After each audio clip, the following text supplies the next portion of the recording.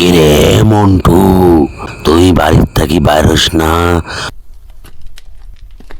আগামীকাল রাজপথে নামতে হবে, কোটা বিরোধী আন্দোলন করতে হবে।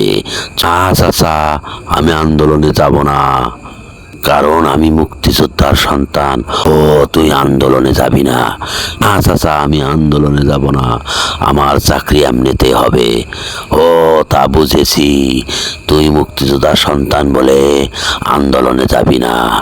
হ চাচা, আমার চাকরি তো এমনি হবে।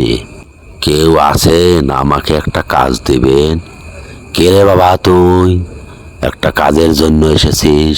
কেন, তুই না শিক্ষিত? এমএ পাস করেছিস?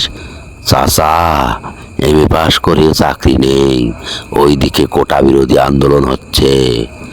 ও তাই নাকি? ঠিক আছে, তুই কাজ করবি, আমার সাথে আয়, তোকে আমি কাজ দিচ্ছি। ঠিক আছে চাচা।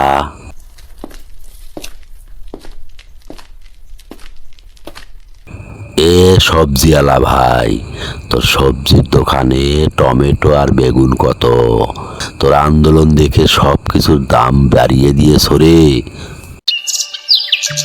বউ, ও বউ, আমার চাকরি হয়েছে, তাই আমি তোমার জন্য স্বর্ণ অলংকার এনেছি।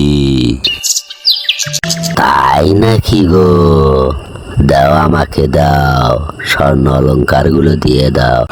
এই না বউ, আমি মুক্তিযোদ্ধার সন্তান বলে আমার চাকরি হয়েছে, কি আনন্দ, আমার চাকরি হয়েছে গো।